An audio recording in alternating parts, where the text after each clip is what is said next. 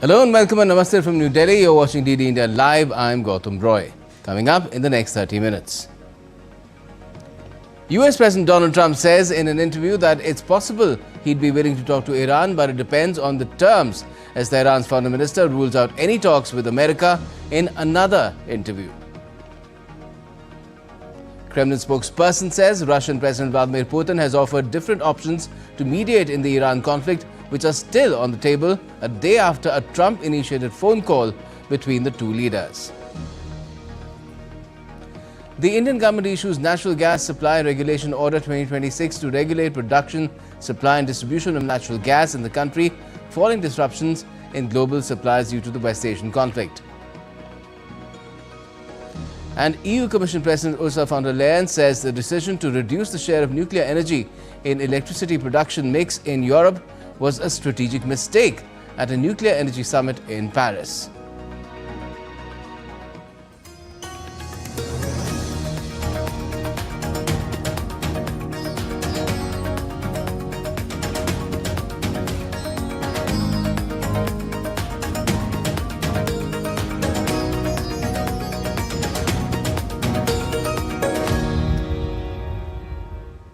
First up, the Kremlin has said on Tuesday that Russian President Vladimir Putin has offered different options to mediate the US-Iran-Israel conflict. Kremlin spokesperson Dmitry Peskov told reporters that Moscow is ready to provide any assistance it can to reduce tensions in the West Asian region. From the very beginning of this Iran crisis, before the military phase began, President Putin proposed options for our mediation in good offices that could help reduce tensions. Many of these proposals are still on the table, as the Russian president said yesterday. Russia is ready and will be happy to provide assistance to the extent possible. Now, US President Trump has, in an interview to Fox News, said that it's possible that he would be willing to talk with Iran, but that it depends on the terms. Trump's remarks have come after he heard Tehran wanted to talk badly. That's according to Trump himself. The US President further said that he does not believe that Iran's new supreme leader, Mojtaba Khamenei, can live in peace. He also said that the results of the US military operation in Iran has been way beyond expectation, and he is surprised that Iran has been striking Gulf countries with missiles and drones. And Trump also said that he has had a very good call with Russian President Vladimir Putin on Monday about Ukraine and the conflict in West Asia. I had a very good call with President Putin. We had a lot of people on the line from our side, from his side. We were talking about Ukraine, which is just a never-ending fight. And look, there's tremendous hatred between President Putin and President Zelensky. They can't seem to get it together. But I think it was a positive call on that subject. And we obviously talked then about the Middle East. And he wants to be helpful. According to the Kremlin's foreign policy aide, Yuri Ushakov, the two leaders spoke for about an hour after Trump initiated the call. He said Putin shared proposals aimed at reaching a quick settlement to the conflict involving Iran during the conversation. A phone conversation took place this evening between the presidents of Russia and the United States. Donald Trump called Vladimir Putin to discuss a number of extremely important issues related to the current international situation. The focus naturally was on Iran conflict and on the US participated trilateral talks on the Ukrainian settlement. I should say straight away that the conversation was substantive, frank and constructive, as is usually the case in the dialogue between the Russian and US leaders. Further, Ushakov also mentioned that Trump shared his view of the situation, particularly regarding the ongoing US-Israel military operations. The Russian president set out a number of considerations aimed at the swift political and diplomatic settlement of the Iran conflict, taking into account the contacts held with leaders of the Persian Gulf states, with Iran's President Pezeshkian, and with the heads of several other countries. In turn, the US President gave his assessment of developments in context of the ongoing US-Israel operation. But before Trump had that conversation with Putin, he had said that the US will intensify actions against Iran and would go further and further, while assuring that military operations would end very soon, helping stabilize turbulent markets amid the escalating West Asia conflict.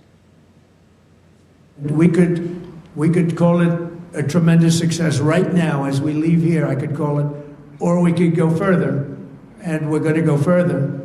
But the big risk on that war has been over for 3 days. We wiped them out in the first 2 days. Following the appointment of Mojtaba Khamenei, son of the assassinated Ayatollah Ali Khamenei, as Iran's new supreme leader, Tehran unleashed missile and drone barrages on Saudi Arabia, Bahrain, Qatar, the UAE, Israel and even Turkey intercepted missiles with the help of NATO. Iran maintains the Strait of Hormuz blockade, halting most tanker traffic and driving benchmark crude to highs before a partial retreat. Wall Street turned positive on Trump's short-term excursion remarks after over 5,000 targets were struck.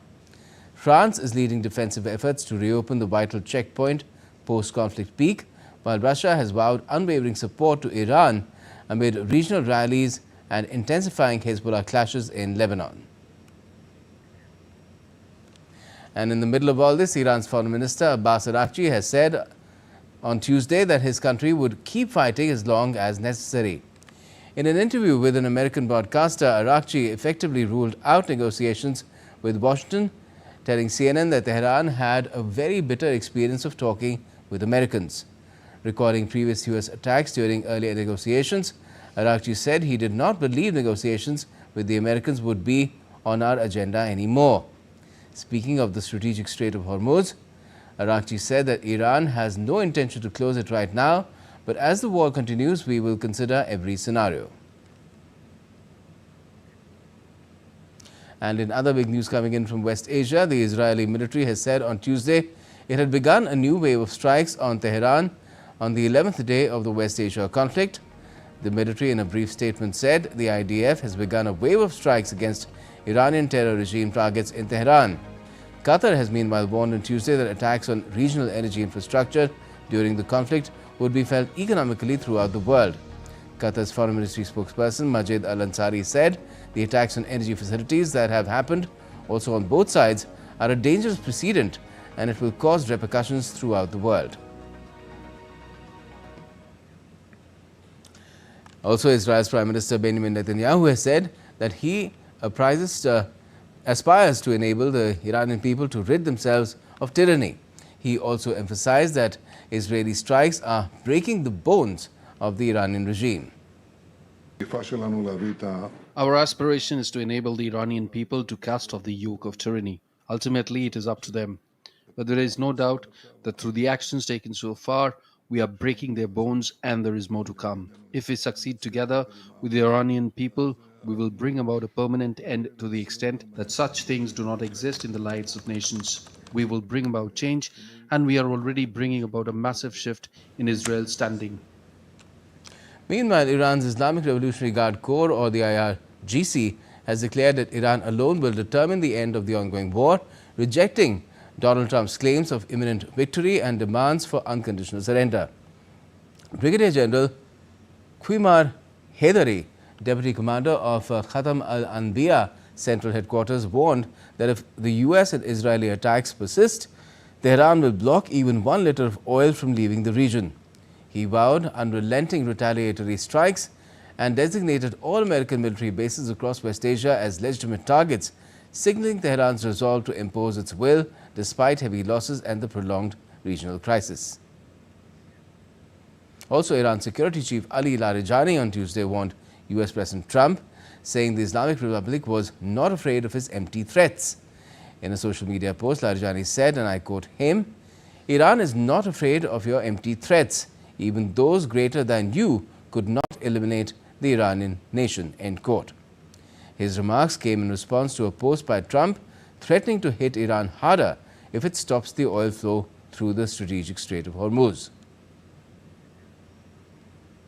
Now, oil prices fell on Tuesday after hitting their highest level in more than 3 years in the prior session as US President Trump predicted the war in the Middle East or West Asia could end soon, easing concerns about prolonged disruptions to global oil supplies. Oil prices surged past $100 a barrel on Monday, hitting session highs of $119.5 for Brent and $119.48 for WTI, their highest since mid-2022, as supply cuts by Saudi Arabia and other producers during the expanding US-Israeli war with Iran stoked fears of major disruptions to global supplies. Prices later retreated after Russian President Putin held a call with Trump and shared proposals aimed at a quick settlement to the Iran war, according to a Kremlin aide, easing concerns about a prolonged supply disruption. Gulf oil producers have begun cutting output as the US-Israeli war on Iran disrupted shipping in the region. Over the weekend, Iraq slashed production at its main southern oil fields by 70% to 1.3 million barrels per day, while Kuwait Petroleum Corporation also began reducing output and declared force majeure. Adding to the cuts, Saudi Arabia has now begun trimming production. That's what sources said on Monday. European gas prices also tumbled around 15% on Tuesday after Trump signaled that the US-Israel war in Iran could end sooner than expected. The Dutch TTF natural gas contract, considered the European benchmark, fell to around €48 after rising sharply the day before. Fuel prices at Spanish pumps have risen sharply since the start of the West Asian conflict, with diesel prices climbing more than 20%, according to government data released on Tuesday. The average price of standard diesel rose from €1.435 per litre on the 27th of last month, the day before the war began, to €1.759 per litre on Monday, a 22.6% increase, according to Spain's Ecological Transition Ministry, based on nationwide service station averages. Unleaded gasoline also climbed from €1.525 to €1.71 per litre on Monday, a 12.1% hike. Egypt also increased domestic fuel prices by up to 30% on Tuesday, citing exceptional global energy pressures caused by the West Asia war, which has disrupted oil supplies and shipping routes. The increases announced by the Petroleum Ministry apply on gasoline, diesel and natural gas used in vehicles due to supply chain disruptions, higher risks and rising shipping and insurance costs. Oil prices briefly surged above $119 a barrel on Monday before plunging to around $84 after US President Trump said the US-Israel war with Iran would end soon. Diesel, one of Egypt's most widely used fuels, rose by 3 Egyptian pounds, or about 17.1% to 20.5 pounds per litre, up from 17.5 pounds. Natural gas used for vehicles saw the largest hike, jumping 30% to 13 pounds per cubic metre. And still to come in this edition of DD India Live. The Supreme Court of India observes that time has come for a uniform civil code. And the Indian Cricket Board (BCCI) announces a cash reward of 131 crore Indian rupees for the entire T20 World Cup winning squad.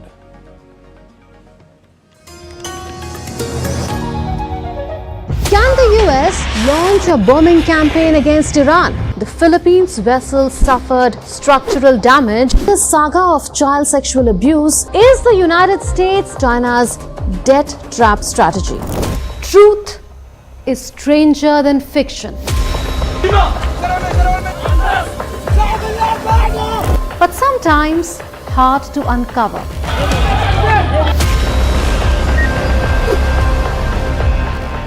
Trust us to tell the truth, unadulterated and pure, of every story that matters to you.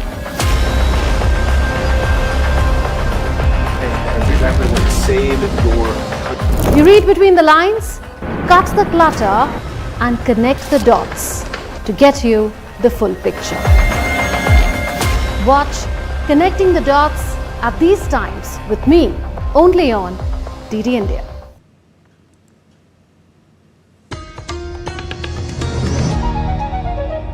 Welcome back. You're watching DD India Live. I'm Gautam Roy. European Union Chief Ursula von der Leyen has called Europe's turn away from civilian nuclear power as a strategic mistake arguing that the war in West Asia has exposed the continent's fossil fuel vulnerability.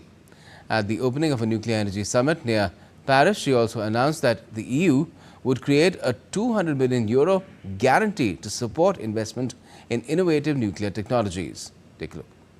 While in 1990, 1/3 of Europe's electricity came from nuclear, today it's only close to 15%. This reduction in the share of nuclear was a choice. And in hindsight, it was a strategic mistake for Europe to turn its back on a reliable, affordable source of low-emission power. French President Emmanuel Macron said that civilian nuclear power allowed for energy sovereignty. We must also go further towards the technological neutrality that I mentioned. Government aid and support mechanism must be fully consolidated within a European framework to ensure the success of nuclear projects, from new nuclear power plants to small modular reactors. Just as with renewable energies, becoming technology neutral is key in this regard. Pilotable, décarboné, dit. Macron has also talked about using nuclear energy for data centers to power artificial intelligence. Now, amid disruptions in global energy supplies due to tensions in West Asia, the centre has issued a natural gas control order to regulate supply and ensure priority allocation for key sectors. DD India's Tapas Bhattacharya with the details. Amidst the global supply uncertainties, the Government of India has issued the Natural Gas Supply Regulation Order 2026 to ensure uninterrupted availability of natural gas for the critical sectors. Under the new order, 100% supply of natural gas will be ensured for domestic piped gas to households and CNG used in transport, protecting essential consumer needs. Fertilizer plants will receive 70% of their average gas consumption over the past 6 months, while tea industries, manufacturing units and other industrial consumer connected through national gas grid will get around 80% supply. Industrial and commercial consumers supplied through city gas networks will also receive about 80% of their previous 6 months average supply to industrial and commercial natural gas consumers. To meet these priorities, gas allocation to refineries will be reduced, along with cuts for petrochemical units. India earlier sourced about 30% of its natural gas through the Strait of Hormuz and is now exploring alternate routes to offset the shortfall. Tapas Bhattacharya's report, DD India. India is supplying around 5,000 metric tons of diesel to Bangladesh through the Bangladesh-India Friendship Pipeline. The pumping of the fuel began on Tuesday from Assam, with the diesel expected to reach Dinajpur in Bangladesh by Wednesday evening. The cross-border pipeline ensures faster, safer and more cost-effective fuel transport, replacing the earlier system of delivery by rail wagons. Officials noted that the supply comes at a crucial time, strengthening energy cooperation between the two nations amid global oil market volatility.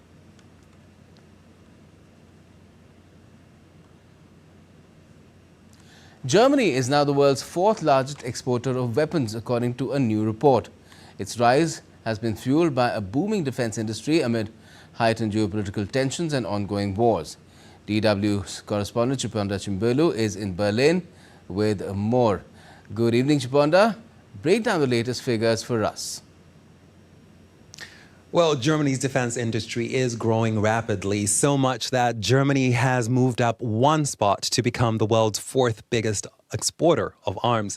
Now, that is what the latest figures from the Stockholm International Peace Research Institute, SIPRI, show. Now, SIPRI data shows that from 2021 to 2025, Germany's trade in arms increased, and it accounted for just under 6% of global arms exports. So Germany has actually now overtaken China as the world's fourth biggest exporter of arms. Now, the most important region for German arms deliveries is Europe, and that was followed by the Middle East and then Asia and Oceania. And the main drivers of Germany's booming defense industry here in Europe are the war in Ukraine and the uncertainty about the U.S. commitment to NATO. Now, that is what has led to a significant increase in military spending by many European states. And Japonda, just how dominant in comparison is the United States in the global arms trade right now?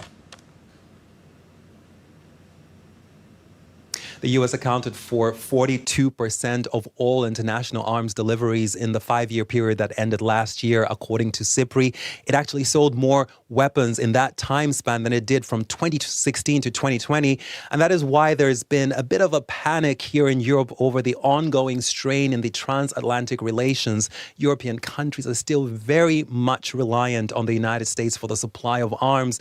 And while there have been efforts to ramp up production here on the continent, it just isn't happening as quickly as it could. And on top of that, collaborations between countries doesn't always work. And last month, for instance, there were many reports that suggested that the joint French-German Future Combat Air System, FCAS, was near collapse. Now, that project has been in the works for years, but it may very well not be realized because of differences between Germany and France. And European countries will need to collaborate more in defense if they do want to reduce their dependence on the United States.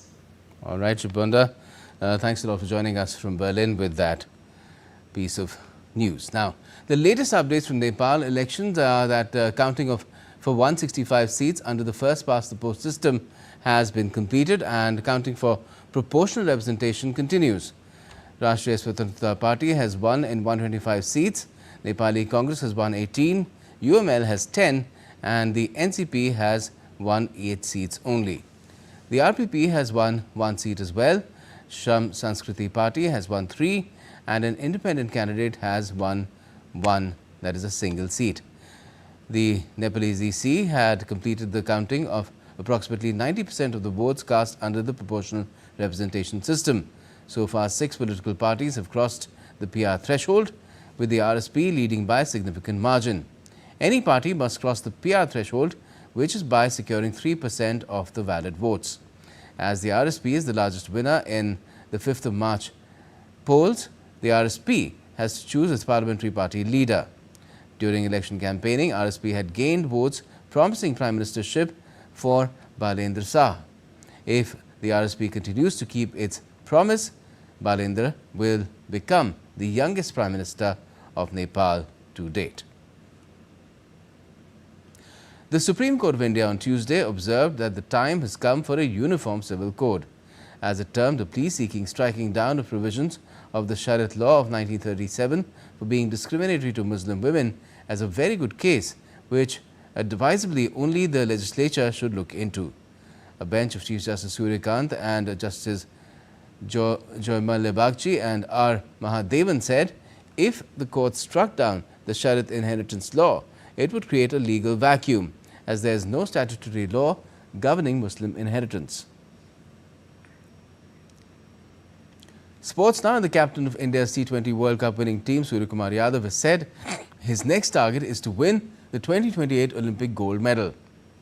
Defending champions India retained the trophy after defeating New Zealand in the final and also became the first team to win the T20 World Cup 3 times. 24 और 26 दोनों में जीते हैं back to back, बहुत special feeling है एकदम। 24 में हम जब जीते थे तभी यही था कि इंडिया में जब वर्ल्ड कप होगा तब हम अपनी धरती पे जीतेंगे तो बहुत स्पेशल फीलिंग होगी, तो अच्छा लगा। 2028 का ओलंपिक गोल्ड हमारे लिए अभी अगला टारगेट है और उसी साल जो T20 वर्ल्ड कप होने वाला है, अगर वो इंडिया जीत जाए तो हैट्रिक हो जाएगी, तो बहुत ही अच्छा लगेगा। And the Board of Control for Cricket in India, or BCCI, has announced a cash reward of 131 crore Indian rupees for the entire squad following its 3rd T20 World Cup victory. The amount covers 15 players, coaching staff and other support staff. It's an increment of 6 crore Indian rupees from the 125 crore Indian rupees that Rohit Sharma's team had been given back in 2024. India lifted the prestigious trophy after defeating New Zealand by 96 runs in the final in Ahmedabad. India not only defended the title but also became the first team to win the T20 World Cup 3 times, like I just said. And that's all we have for this edition of DD India Live. But let us know your thoughts on the news of the day. And for those on the go, you can get all the latest news and updates from India and across the world on DD India's mobile app. It's available on both Android and iOS. Just scan the QR code on the screen to download the app right away. And we'll be back with more news as it breaks here on DD India. I'm Gautam Roy, and from all of us here in Delhi, thanks for watching DD India Live.